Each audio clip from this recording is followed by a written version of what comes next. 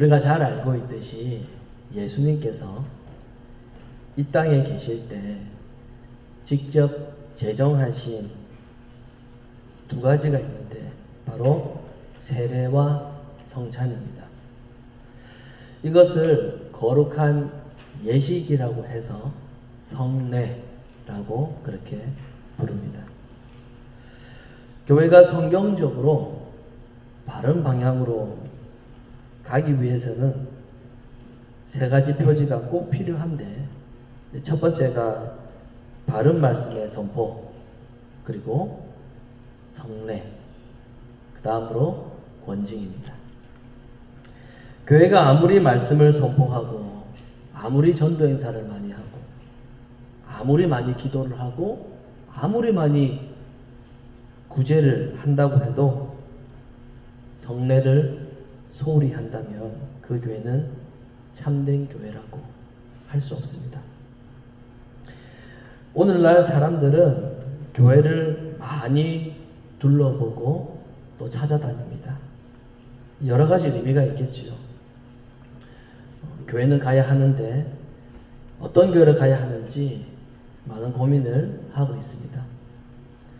그런데 문제는 자신들이 가지고 있는 기준을 가지고, 자기가 생각하는 기준을 가지고, 자기가 경험했던 그 경험의 기준을 가지고 교회를 찾아다닙니다. 이 교회는 이 부분이 특징이라고 생각하면서 교회를 쇼핑하듯이 둘러봅니다. 그렇게 여러 교회들을 둘러보면서 교회를 자신이 선택합니다. 그리고 등록카드를 쓰면 교회 공동체로 곧바로 들어가게 됩니다. 그러나 원래라면 교회 공동체는 그렇게 자신이 교회를 선택한다고 해서 들어갈 수 있는 곳이 아닙니다. 그래서 이 캐나다 개혁교회는 1년이 지나도 정회원으로 받아들이지 않는 교회도 많이 있습니다. 그만큼 교회의 이 거룩성, 이 교회의 순수성을 지키려고 하는 것이죠. 물론 교회를 둘러보는 것은 꼭 잘못된 것은 아니지만 어떤 기준과 어떤 시각을 가지고 교회를 찾는지가 굉장히 중요합니다. 설교만 좋아서도 안 되고 사람이 많다는 기준은 더더욱 아닙니다. 이 교회가 참된 교회인지 아닌지 판가름하는 기준은 바로 앞에 말씀드렸던 교회의 3대 표주인 말씀과 성례와 권징이 신실하게 이루어지는지를 반드시 확인해야 됩니다. 오늘 우리 교회는 예배 중에 성찬식이 있습니다. 성찬은 주의 만찬입니다. 주님의 테이블입니다. 테이블 오브 더 로드라고 하는 거죠. 교회 공동체는 원칙적으로 모일 때마다 성찬을 하도록 되어 있습니다. 모일 때마다. 물론 이것은 율법적으로 반드시 해야 된다라고 그렇게 할 필요는 없는데, 그렇게 하는 교회는 굉장히 용감한 교회입니다. 용감한 교회. 왜냐하면은 매주일마다 공예배 때 이 성찬을 하면은 이 성찬에 쫓겨서 목회자가 설교 준비를 잘 못합니다. 대부분. 그래서 매주 성찬을 시행하는 이 목회자는 대단히 실력 있는 분이고 또한 이 마음에 여유가 있는 분입니다. 그러니까 혹시 꼭 성찬을 이 매주일 하지는 않더라도 어쨌든 이 교회 공동체는 자주 해나갈 수 있도록 반드시 노력을 해나가야 됩니다. 그리고 성찬은 교회 공동체에 주신 것입니다. 교회에 주신 것입니다. 그래서 교회가 아닌 다른 곳에서 이 성찬이 이루어져서는 안 됩니다. 그러니까 신학교도 안 됩니다. 선교단체도 안 됩니다. 왜냐하면 교회 외에 다른 곳은 교회의 치리 속에 있지 않는 기관이기 때문입니다. 치리 밖에 있는 기관이기 때문입니다. 그래서 성찬은 우리말로 쉽게 표현하면은 거룩한 식사입니다. 거룩한 식사. 그러니까 왕이신 주님께서 자기 백성들에게 베푸시는 식사가 바로 성찬입니다. 우리가 오늘 읽었던 이 오늘 본문 시편 23편의 내용의 첫 부분에 보면은 여호와는 나의 목자시니 라고 기록되어 있습니다. 여호와를, 하나님을 무엇이라고 소개합니까? 목자라고 그렇게 소개하고 있습니다. 하나님은 나의 목자시다. 그렇게 소개하고 있습니다. 하나님은 목자가 되셔서 자기 양들을 푸른 초장에 눕게 하시고 잔잔한 물가로 인도하시고 사망의 음침한 골짜기에서도 그들을 지키십니다. 그러나 23편 뒷부분에 가면은, 후반부에 가면 하나님은 일반적으로 목자가 하지 않는 일도 하신다라고 그렇게 노래하고 있습니다. 바로 이 점이 중요합니다. 목자는 양을 지키는 사람이잖아요. 근데 23편 뒷부분에 가보면은 일반적으로 목자가 하지 않는 일도 하나님이 하신다라고 그렇게 기록되어 있습니다. 5절입니다. 이렇게 나와 있습니다. 주께서 내 원수의 목전에서 내게 상을 차려주시고, 여호와 하나님께서 바로 원수들의 목전에서 상, 뭡니까? 테이블입니다. 상을 차려주시고 기름을 부어서 자기 백성을 영화롭게 하십니다. 여러분, 이것은 일반적으로 양을 치는 목자가 할 수 있는 일이 아닙니다. 따라서 시편 23편은 단순히 양을 치는 목자가 아니라 왕이신 목자를 노래하고 있는 내용입니다. 왕이신 목자. 그러니까 왕이신 하나님께서 전쟁에서 승리한 자기 신하들에게 상을 차려주시고 기쁨을 함께 나누는 것이라는 거죠. 자, 이렇게 이 성찬을 주님께서 베푸시는 식사라고 했을 때, 이 시편 23편의 마지막 부분은 이 주의 만찬인 성찬이 무엇인지를 잘 보여주고 있습니다. 종교개혁 이전에 이 로마 가톨릭은 성찬을 미사라고 그렇게 불렀습니다. 미사. 그리고 성찬의 본질을 로마 가톨릭은 희생제사라고 그렇게 이해했습니다. 그리고 미사에서 사용되는 떡과 이 포도주를 실제 예수님의 살과 피로 그렇게 생각했습니다. 그러니까 과거 십자가에서 드려진 예수님의 희생제사를 오늘날에도 지금 똑같이 재현된다라고 그렇게 생각했습니다. 말은 좀 그럴듯하지만 이 로마 가톨릭은 이 성찬의 본질을, 성찬의 의미를 희생제사로만 생각했기 때문에, 희생제사 그것으로만 생각했기 때문에 예수님의 구원사역 전체를 욕되게 하는 그러한 죄를 범한 것입니다. 예수님의 희생제사를 성찬을 할 때마다 계속 반복하는 겁니다. 그러니까 그리스도의 죽음은 히브리서 9장에 보면은 예수님의 죽음은 단회적인 사건입니다. 한번 단회적으로 돌아가셨잖아요. 단회적인 사건입니다. 그런데 가톨릭은 미사를 할 때마다 그리스도를 그때마다 계속 불러와서 또 죽이는 것과 마찬가지입니다. 그래서 가톨릭의 성찬은 이 본질적으로 틀렸습니다. 그러나 우리 개혁자들은 성찬의 본질을 희생제사가 아니라 식사라고 보았습니다. 식사다. 그래서 성찬을 희생제사로 보고 있는 로마 가톨릭과 우리는 근본적으로 정반대의 입장을 가지게 되었습니다. 희생제사는 우리가 주님께 무언가를 드리는 것입니다. 반대로 식사는 주님이 우리에게 주시는 것입니다. 그래서 로마 가톨릭은 죄 사함을 받기 위해서는 자신의 무언가를 드려야 한다라고 그렇게 생각했습니다. 드려야 된다. 반대로 우리는 주님께서 주시는 은혜를 받고 감사의 찬송을 부를 뿐입니다. 물론 어떤 의미에서는 제사의 성격이 있겠지만 굳이 제사라고 해야 된다면 희생제사가 아니라 감사제가 되어야 되겠죠. 감사제. 그래서 성찬의 본질을 식사로 본다면 이 성찬식의 분위기는 어떻게 해야 되겠습니까? 달라져야 됩니다. 완전히 달라져야 됩니다. 식사는 근본적으로 기쁘고 복된 시간입니다. 우리에게 상을 차려주는 시간입니다. 그래서 슬퍼서 흐느껴 우는 것은 사실은 성찬식과는 어울리지가 않습니다. 저는 어릴 적에 교회에서 성찬식을 할 때 중고등학생쯤 되었던 것 같아요.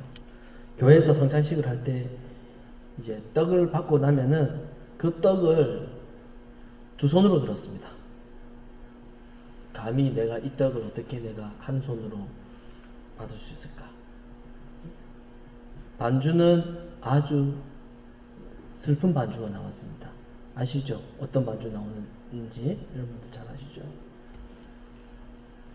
앞에서 목사님께서 슬픈 반주가 나올 때 목사님께서 어떻게 하십니까? 성경 구절을 읽으십니다. 그가 상하면 우리 아시죠? 이사에서는 반주가 나오고 말씀 구절을 듣고 제 손에는 두 손으로 떡을 가지고 있으니 주위의 옆 사람들을 보니까 다들 수련해 있습니다. 죄 지은 사람입니다. 장례식 영국 같은.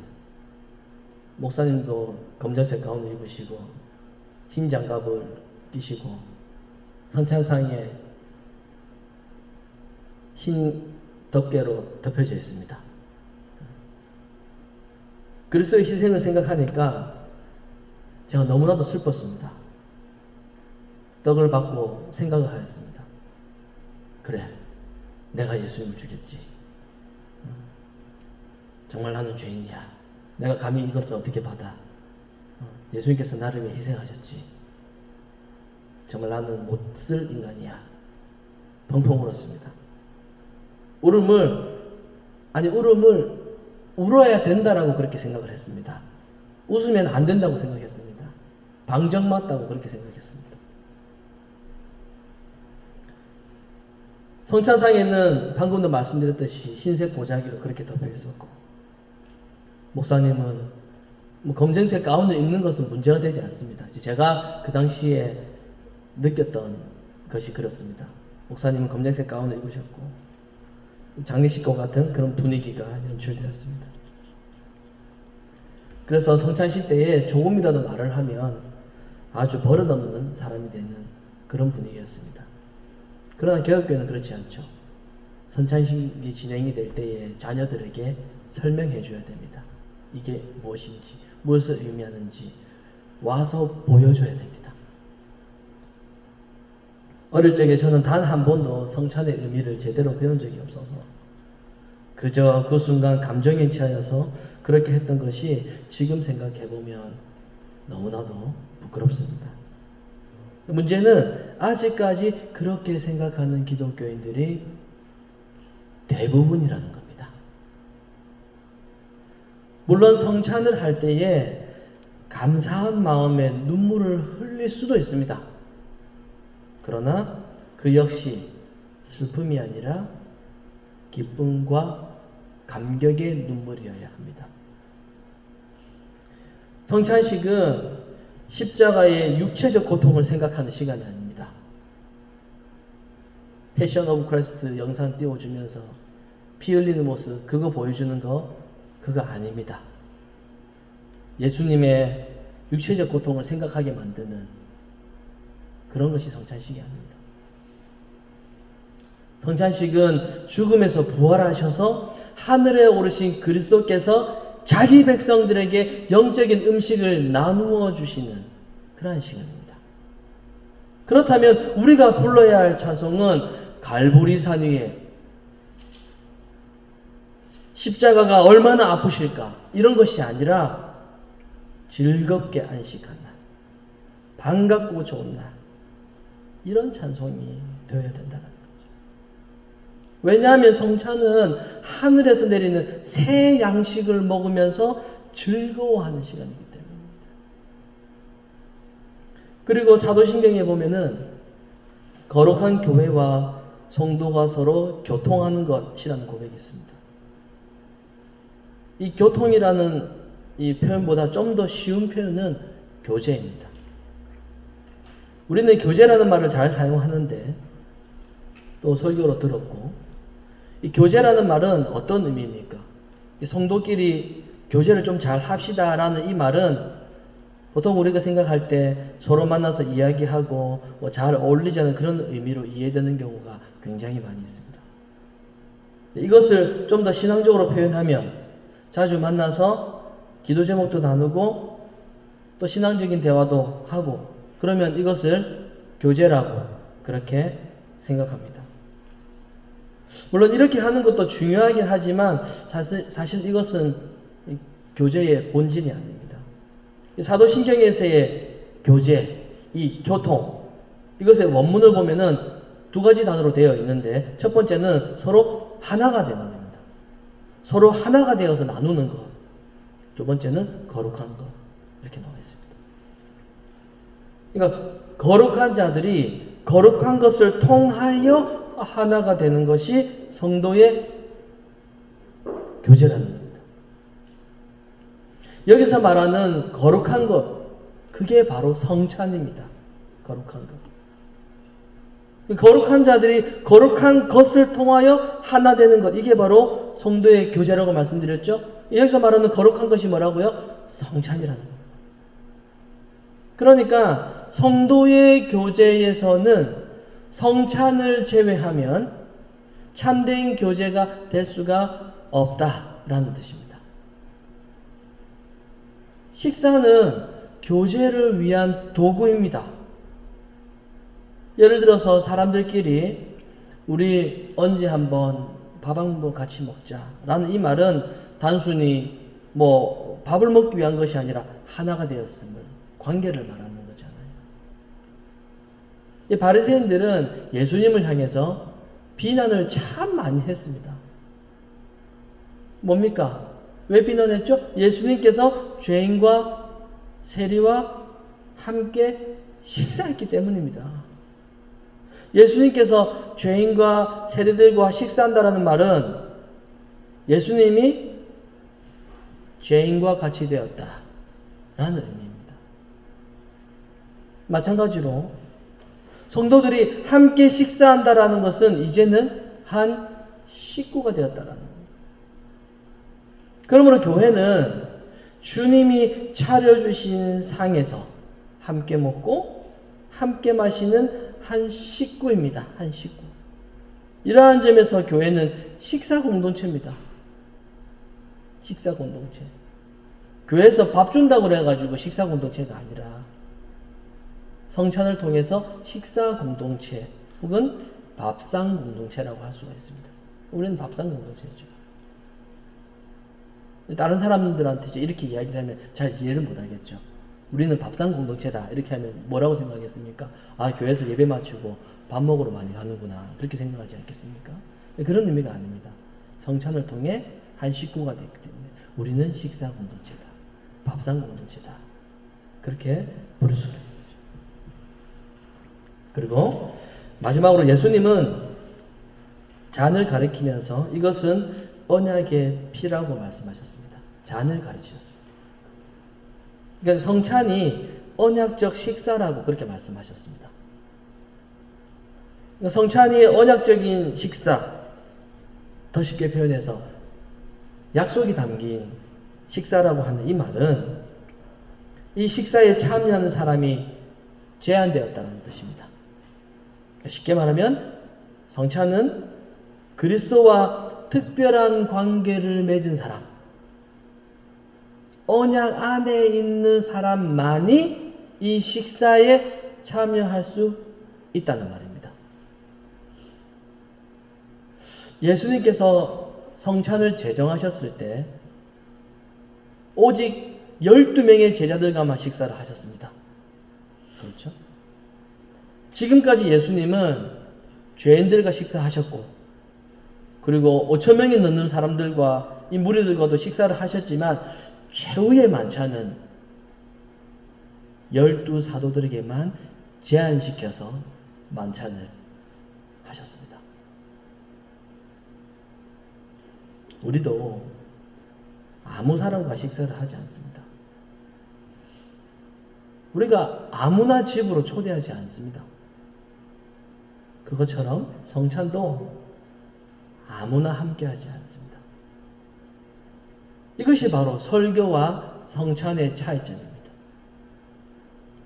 설교는 예배에 참석한 모든 사람을 대상으로 하는 것이라면, 성찬은 자신의 신앙을 공동체에서 고백하고 그 고백에 근거하여 세례를 받고 그 교회의 식구가 된 사람에게만 한정합니다. 바로 이 점에서 세례와 성찬이 아주 밀접하게 관련되어 있는 것이죠. 초대교회 당시에는 세례를 받지 않는 자들은 별도의 다른 좌석에서 예배를 드렸습니다. 그리고 성찬을 할 때 다른 좌석에 앉아 있으니까 처음부터 이제 구별되어서 이제 자리에 앉게 된 거죠. 그래서 성찬을 할 때 이들에게는 떡과 잔을 배분하지 않았습니다. 이것이 초대교회로부터 내려온 성찬 교육이었습니다. 언약 백성으로서의 특권이 바로 성찬이었다는 거죠. 얼른 성찬에 참여하고 싶다, 이런 마음을, 이런 소망함을 가지게 하는 거죠. 성찬은 그냥 교회 입구에서 주보와 함께 이 성찬 키트를 나눠줄 수 있는 그런 가벼운 것이 아닙니다. 그리고 온라인으로 하는 성찬 있을 수가 없습니다. 성찬은 언약 백성으로서의 특권입니다. 배가 고픈 사람에게 가장 필요한 것은 음식입니다. 굶주린 사람에게 최고의 복은 식사입니다. 그러나 이미 배가 부른 사람에게 식사는 더 이상 복이 아니죠. 이미 배가 부른데 식사가 뭐가 의미가 있겠습니까? 더 이상 복이 아니라 이미 배 부른 사람에게 식사는 고문입니다. 그렇죠. 그래서 주님이 뭐라고 말씀하십니까? 심령이 가난한 자, 줄이고 목마른 자, 핍박받는 자가 복이 있다라고 이렇게 말씀하셨습니다. 우리가 진정 영적으로 가난한 자이고 배고픈 자이고 목마른 자임을 인정을 하고 오직 주님께서 주시는 하늘의 양식을 바라보며 주님을 의지하는 자만이 지금 이 복을 받을 수가 있습니다. 만약에 우리가 성찬에 참여하면서도 아무런 유익을 받지 못한다라고 생각을 한다면 우리는 자기 스스로를 돌아보면서 자신의 가난과 비참을 먼저 깨닫는 것, 그게 바로 급선무입니다. 오늘날 많은 현대 교회가 예배의 변화를 추구하고 있습니다. 많은 목회자들의 의견이 전통적인 예배 순서는 경직되고 딱딱하다라고 그렇게 말하면서 예배를 축제처럼 그렇게 예배 드려야 된다라고 강조합니다. 예배 분위기는 다운되어서는 안 되고 모든 순서가 부드럽게 넘어가야 되고 좀 더 쉽게, 좀 더 편안하게, 좀 더 사람들에게 부담을 주지 않고 모든 사람들에게 열려 있어야 된다라고 그렇게 주장합니다. 간단히 말해서 예배는 편안하게 앉아서 공연처럼 편안하게 기쁘고 즐거워해야 된다, 그렇게 주장하고 있습니다. 여러분, 예배가 기뻐야 하는 것은 일리가 있는 말입니다. 그렇죠? 예배 드려야 하는데 화나면 되겠습니까? 예배가 기뻐야 되는 건 일리가 맞는 말이죠. 그러나 문제는 그 기쁨이 과연 어떤 기쁨인가? 더 나아가서 그 기쁨은 누구의 기쁨인가가 중요한 것이죠. 누구의 기쁨인가? 사랑하는 성도 여러분, 우리가 예배를 드릴 때 예배에서 누리는 기쁨은 주님께서 기뻐하셔야 하고 동시에 우리가 만들어내는 기쁨이 아니라 주님께서 직접 주시는 기쁨이어야 됩니다. 우리가 만들어서 이렇게 하면 기쁘니까 박수 빠르게 막 치면서 악기하고 하면서 우리가 기분 좋으니까 자 이제 기쁘지? 이렇게 하는 것이 아니라 그 기쁨은 주님께서 직접 주시는 그런 기쁨이어야 된다는 거죠. 예배가 진정으로 축제가 되기 위해서는 물론 음악도 필요해요. 음악도 필요하지만 더 중요한 것은 떡과 잔이 있어야 됩니다. 따라서 성찬을 고려하지 않는 예배에 대한 논의는 변죽만 울릴 뿐입니다. 우리가 정말로 기쁨의 축제로서 예배를 회복하기를 원한다면 예배에 대한 모든 논의는 왕의 아들의 혼인잔치인 성찬에서부터 출발해야 할 필요가 있습니다.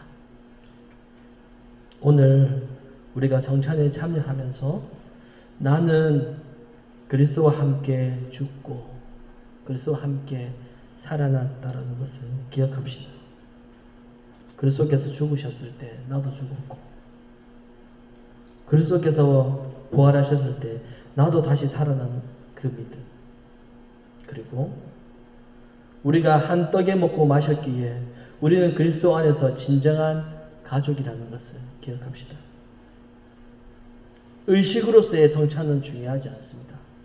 그러나 성찬에 이 성경의 진정한 의미가 나타나서 우리 교회가 참 교회가 되어지기를 그렇게 간절히 소망하며 참여하시기를 바랍니다.